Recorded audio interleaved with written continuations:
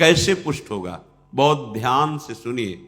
यदि आप किसी परिस्त्री गमन, बहुत शास्त्रों में बार बार आता है तो आप मान लीजिए बात, अगर आप परिस्त्री गमन करते हैं तो फिर केवल बातें बना लीजिए, बात समझ में नहीं आएगी आपको, यह अध्यात्म समझ में नहीं आएगा, ऐसे उड़ जाएगा, पकड़ में ही नहीं आएगा।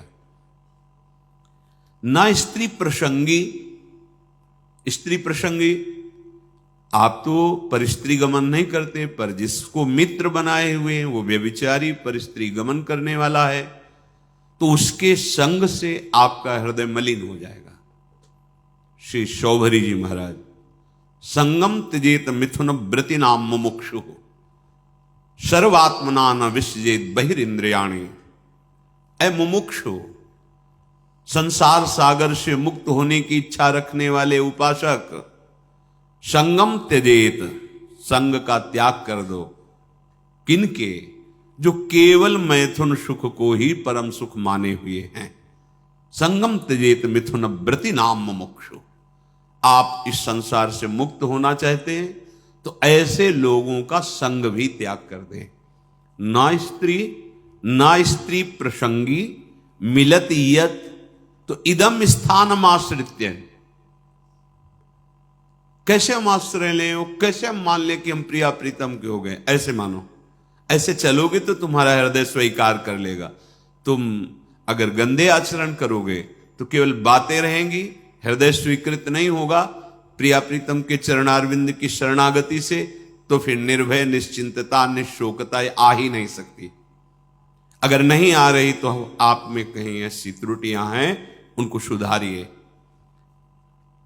श्रीपाद कह रहे हैं सर्वम द्वंद्वातीतोत्र। ये जो प्रिया प्रीतम के चरणारविंद की निश्चिंत बेपरवाह करने वाली स्थिति है, ये आती है द्वंद्वातीत होने पर। द्वंद्व, शत्रु मित्र, मान अपमान, निंदा स्तुति, हर्ष शोक, जय पराजय, ये सब द्वंद्व के अंतर्गत आते, जन्म मृत्यु आदि। अगर आप श्री वृंदावन का आश्रय लेकर ये सावधानी करते हैं कि अपने चित्त से चिंतन, राधा राधा राधा, कोई पद गाए, वृंदावन की परिक्रमा का चिंतन, यमुना जी का चिंतन, सत्संग का चिंतन, रसिकों का चिंतन, यहां की किसी एक लता को अपने नेत्र में बैठा लो, रोज उसको प्रणाम करो, मन से आलिंगन करो, दर्शन करो, कहीं भी हो, एक लता आपको प्रिया प्रीतम की प्राप्ति करा देगी। वृंदावन की लता सम कोटि कल्प तरुणाई। बड़े भाग्य, अहो भाग्य। बात मान लो, बस सच्ची बताना, आपका चित्त संसार का चिंतन करता है या प्रभु का? सच्ची बताना। अपने तो घर के हैं, ऐसे पूछा, उनका संसार का, तो हम कहा हम खोपड़ी के बल खड़े होकर समझाएं तो भी समझ में नहीं आएगा आपकी। क्यों नहीं समझ में आएगा?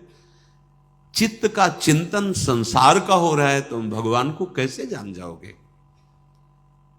संसार के चिंतन से रहित जो चित्त होता है उसको जानना नहीं पड़ता, भगवान खुद परिचय दे देते हैं। सोई जाने जेहि देहु जनाई। भगवान क्या हैं, भगवान कैसे हैं, भगवान का कैसा ये संसार रूप है, भगवान की कैसी दिव्य लीला है, ये सब स्वयं जगत गुरु भगवान आपके हृदय में बता देंगे। आपका कार्य है एकमात्र भगवान की आज्ञा पालन करना। भगवान की आज्ञा है मेरा अनन्य चिंतन तुम करो और बेपरवाह हो जाओ।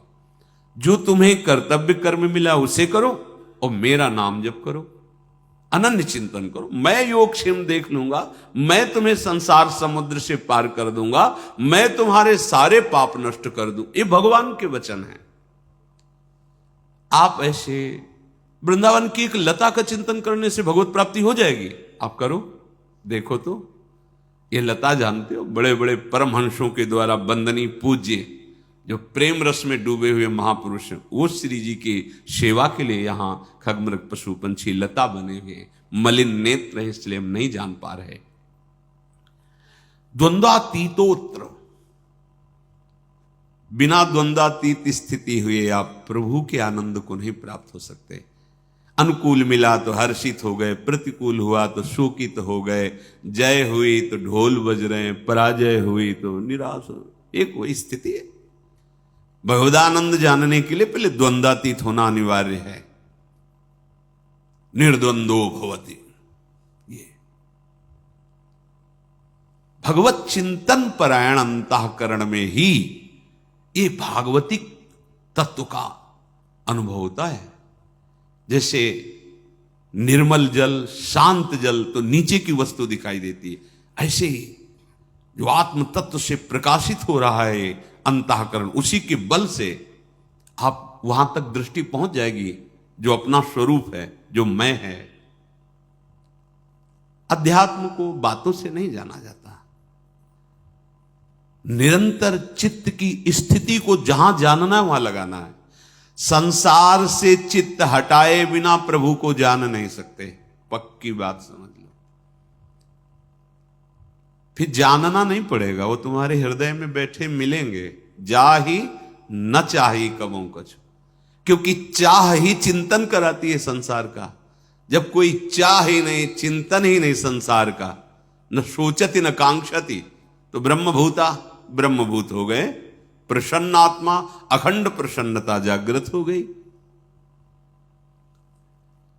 कंदादि भीर पर वशै कल्पयन देह वृत्तिम, निरपेक्ष भाव से शरीर से भी रहेंगे, इसकी भी कोई परवाह नहीं।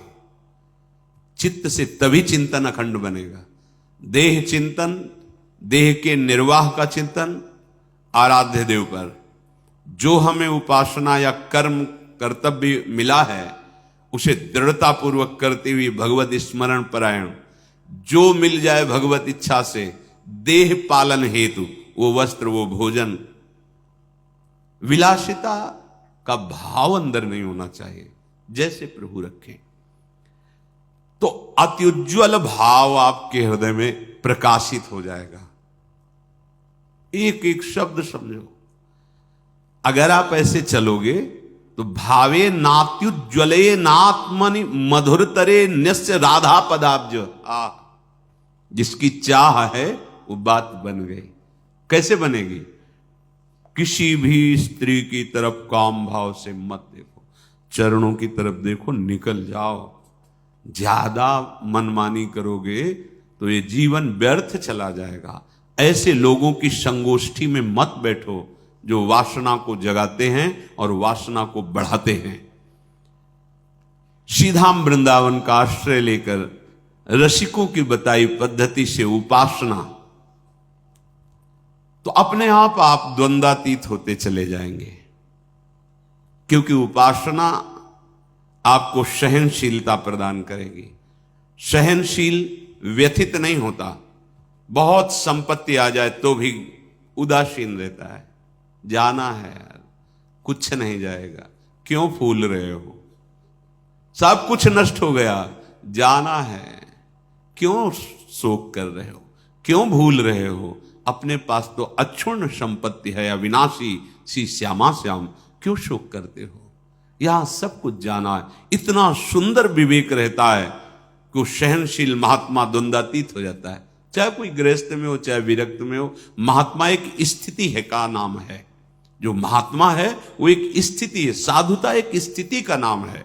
जैसे प्रधानमंत्री एक पद है, ऐसे साधुता एक स्थिति का नाम है। वेश मात्र को नहीं, स्थिति। जहां कहीं साधु का वर्णन होगा वहां लक्षणों का वर्णन, स्थिति का वर्णन पाया गया है।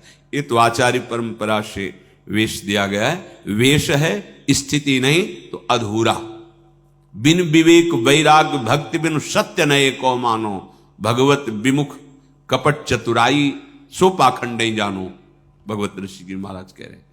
अगर वेश है और उद्देश्य भी पक्का है तो सोने में सुगंध मानो, फिर क्या कहना है? फिर तो सतरति सा लोकांतार्यति मम भक्ति युक्तो भुवनम पुनातु। लोक के लोक पावन करने की सामर्थ्य महात्मा रखता है। हम देह को बहुत दुलार करते हैं, इसी के भरण पोषण में, इसी की चिंता में। देख लो, आप देखो, इसी की चिंता में, इसी के भोगों में, इसी के संग्रह में, तभी हम द्वंद्वों पर विजय प्राप्त नहीं कर पाते। यदि हम भगवत चिंतन परायण हों तो इतना सुंदर विवेक जागृत हो जाता है, हर द्वंद्व में वो सम रहता है, स्तुति में, प्रशंसा में, निंदा में, अपमान में, चाहे जैसी परिस्थिति हो, इतना सुंदर विवेक रहता है, वो अपने को बचा लेता है, उसमें फंसने नहीं देता। तो क्या स्थिति आती है? ऐसे उपासक बोले अत्युज्वल, मधुर से मधुर चित्त में श्री राधा चरणारविंद का प्रकाश, ये परम लाभ। यत पाद पद्म नक्षचंद्र मणिच्छटाया, ऐसी अद्भुत छटा प्रेम की विकलता आ जाए तो द्वंद्वम वृंदावनांतर्गमय दिन निशा नित्य तन्नाम जापी। आहा, श्रीपाद कह रहे हैं यदि आप, अब देखो जो ऊपर बताया कि इस पर आपको सावधान रहना है, तो इस पर हमारे पास बल नहीं है कि हम रोक सके, तो कह रहे हैं नित्य निरंतर तन नाम, उनका नाम जप करो। किनका? जिनका वृंदावन है, राधा राधा राधा। द्वंद्वम वृंदावनांतरगमय दिन निशा नित्यम तन नाम जापी। क्या परेशानी? राधा राधा राधा राधा। ना तो पवित्रता पवित्रता का कोई, ना कोई ऐसा कि इस समय नहीं, इस समय हर समय श्रीपाद के दिन निशा, रात दिन, नित्यम तन नाम जापी। जो तन नाम जापी है वो न स्त्री प्रसंगी मिलती, यत इदम स्थानमाश्रित सर्व। वो साध्य साधन से, वो काल के भय से, तीनों तापों के भय से, पाप पुण्य के बंधन से, हृदय के अंधकार का नाश करके दिव्य ज्ञान प्रकाशित, समस्त द्वंद्वों पर विजय, ये सब प्राप्त हो जाता है। अच्छे से समझ लो, वृंदावनांतर्गमय दिन निशा नित्य तन नाम जापी। रात दिन वृंदावन में जिनकी जय घोष होती रहती है, महारानी जो राधा राधा राधा राधा राधा, लालजू के हृदय का आह्लाद, प्रेम मूर्तिमान शांद्रानंद घन प्रेम मूर्ति किशोरी, राधा राधा। मान लो सब स्थितियां आपके हृदय में आ जाएंगी। अब बातें केवल करो और नाम जप ना करो, धाम चिंतन सत चिंतन न करो, फिर ये स्थिति कहां से आएगी? जहां चिंतन करते हो वही दशा आएगी आपके अंदर। विषयों का चिंतन करते हो तो विषयों की दशा आएगी। विषय नाशवान, परिवर्तनशील, शोक में, दुखालयम में दुख ही तो है। तो यही आपको प्राप्त हो रहा है। बचना चाहते हो इससे, और चिंतन करते हो वही जिससे आपको ये दुख प्राप्त हो। चिंतन बदलो, आचरण बदलो, लक्ष्य आपका दृढ़ हो। असत नहीं सत, असतो मां सदगमय। जो हम असत शरीर असत व्यवहार में हैं, अब हमारी यात्रा सत की होगी, सच्चिदानंद की होगी। श्री विदुर जी महाराज धृतराष्ट्र जी को उपदेश करते हैं। नवद्वारमिदं वेश्म त्रिस्थूणम पंच साक्षिकम क्षेत्रज्ञाधिष्ठितम विद्वान यो वेद स परः कवि। हे महाराज धृतराष्ट्र, आंख, कान आदि ये 9 द्वार वाला जो देह है, शतोगुण रजोगुण तमोगुण रूपी खंभों से ये स्थित है, अर्थात त्रिगुण के द्वारा ही इसकी रचना हुई है। 5 ज्ञानेंद्रियां विषयों को भोगने वाली हैं, परिचय कराने वाली। आत्मा राजा की तरह विराजमान है। इस महल में 9 द्वार वाले राजा की तरह आत्मा विराजमान है। अब मंत्री बड़े बेईमान हो गए, गलत सलाह देने लगे। बुद्धि मन ये मंत्रणा का परिकर है। जैसे राजा को लुभायमान करके दस्तखत करवा ले, ऐसे मन बुद्धि हमको बार बार पढ़ो, ये भोग लो, ये देख लो, ये खा लो, ये सूंघ लो, ये ऐसा करो, ऐसा करो, बड़ा सुख मिलेगा। हम राजी होते चले गए और हम फंस गए। अब अपने आप से अपने आप का उद्धार करो, भगवान जो कह रहे हैं। अब होश में हो जाओ, तुम्हारे सलाहकार गलत हैं। जांच कैसे करें? संत सदगुरुदेव की वाणी, शास्त्र वाणी, इससे जांच करो कि हमारे सलाहकार सही सलाह दे रहे हैं या गलत। महाराज, यदि तुम ऐसा नहीं करोगे तो तुम्हारा ये पतन करवा देंगे, तुम्हारी बुद्धि, तुम्हारा मन। वही ज्ञानी है जो तत्व से ये बात जानता है कि शरीर एक घर मात्र है, मैं नहीं हूं। ये इंद्रियां सेवक हैं, ये मैं नहीं हूं। ये मन बुद्धि सलाहकार हैं आपके, आप नहीं हैं। पर आप कभी ऐसा नहीं देखते। आप शरीर को मैं देखते हैं, मन इंद्रियों को मैं में मिला लिए हैं कि मैं खा रहा हूं, मैं देख रहा हूं, मैं भोग रहा हूं, मैं चल रहा हूं। चाहे कर्मेंद्रीय विषय हो, चाहे ज्ञानेंद्रीय विषय हो, चाहे अंतःकरण, आप उसे मैं से लिए हुए हैं। तो वही ज्ञानी है जो इस बात को तत्व से जानता है। विदुर जी महाराज कह रहे हैं, जो कोई भी नशा करेगा, मत्तः, शराब पीना, गांजा पीना आदि आदि जो ये नशे हैं, नहीं भाई, देखो भगवान का प्रसाद जिसे कहा जाता है, उस सर्व दुखों का हरण करने वाला है।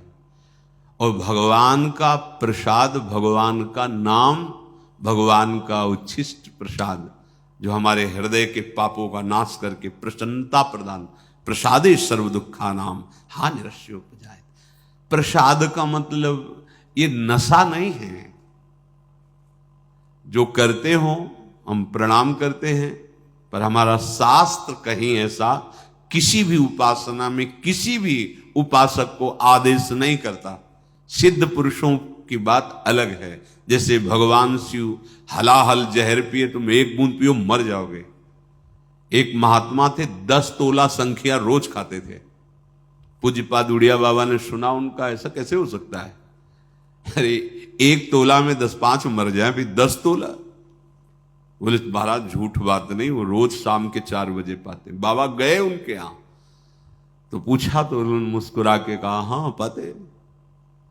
10 तोला संख्या आप कैसे पा जाते? बोले शाम के 4 बजे बैठना, सिलबट्टा में डाला धतूरा, संख्या जहर पीसा, खप्पर में धोया, पी गए। बोले हमारा रोज का आहार है ये। हमें महापुरुषों का वही अनुकरण करना है जो उनके उपदेश से मिलता हो। कोई भी नशा, यहां देखो धर्मराज के साक्षात स्वरूप है, कोई भी नशा करने वाला तत्वबोध को प्राप्त नहीं होता। जो तत्वबोध को प्राप्त हो गया है उसके ऊपर कोई नियम नहीं है। जैसे आद्य गुरु भगवान शंकराचार्य जी आगे जा रहे थे, पीछे शिष्यजन जा रहे थे। पता नहीं क्या भाव आया, मछलियां उठाई, ऐसे बिक रही, ऐसे उठाए, वो खा लिया। जब देखा गुरुजी ने खा लिया तो 4 शिष्यों ने नहीं खाया और श्रेष्ठ ने। आगे जा रहे थे तो भ्रमण ही करते थे, तो कांच गलाया जा रहा था, खप्पर में खोलता हुआ कांच ले पी गए। तो जिन्होंने नहीं पिया तो वहां भी नहीं पिए। जो पिए थे, वो जो मछली पाए थे, उनसे कहा पियो। कांच कैसे पिएंगे, मर जाएंगे। तो मछली क्यों खा ली? जो नहीं खाए थे उनसे कहा आपने क्यों नहीं खाया जब हमने खाया? तो उनका प्रभु आपने आदेश नहीं किया। ठीक, आपने क्यों पा लिया? बोले आपने पाया तो हम पी तो रहे हैं, गलाया हुआ कांच पी ना पिए।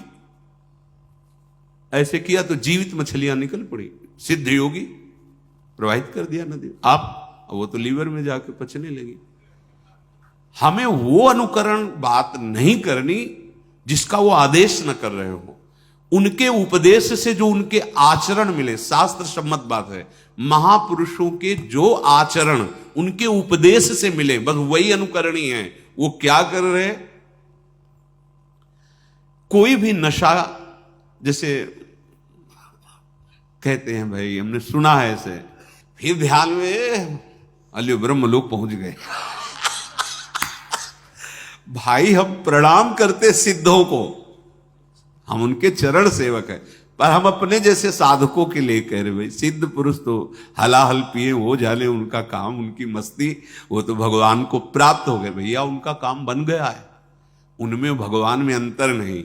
जैसे सखागण और गौवें गोपगण फंस गए दावानल में, कन्हैया बचाओ, तुम्हारे सिवा कोई नहीं बचा सकता। बोले भैया आंख मूंद लो, मुंह में पी गए, पूरे ज्वाला को पी गए मुंह में। एक कोयला लाल लाल रखो मुंह में, अभी रख पाओगे नहीं। भगवान के मुख से साक्षात अग्नि का प्रादुर्भाव हुआ है। भगवान उसी जगह उसको रोक ले, आओ अपने स्थान पे आ जाओ, भगवान ही तो सर्व रूपों में। तो जो भगवान को प्राप्त महापुरुष हैं, उनमें और भगवान में अंतर नहीं। ब्रह्मविद ब्रह्मवि भवत्। अब उनके ऊपर आप ही ऐसे नहीं कर सकते कि ये खा रहे हैं। बड़े सिद्ध महापुरुष थे, तो जहां भिक्षा नहीं लेनी चाहिए वहां से निकले, रोटी बन रही थी, ला रहे रोटी, तो डर गए महाराज जी। अरे ला, इसमें रोटी लिया, कहा इसमें कहीं वो है जो उन्होंने सब है कुछ,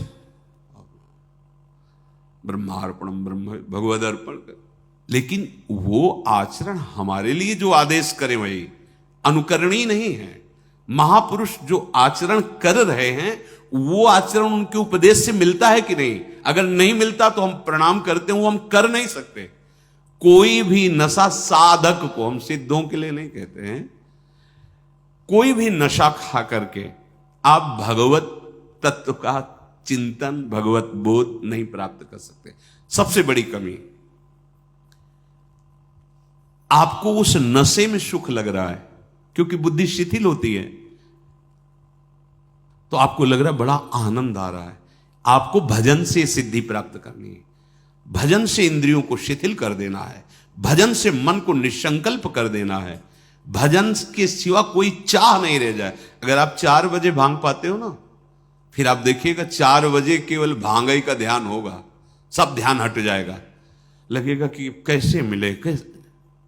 कोई भी नशा नहीं, भगवत प्राप्ति हमारा लक्ष्य है, इसलिए कोई नशा नहीं। जब तक तन्मयता भजन की, तब तक जीवन की सार्थकता क्या रहे। और सच्ची बात, जो हमारा मन मलिन है, जब उसे भगवत चिंतन में लगाते हैं तो एक जलन पैदा होती, आग।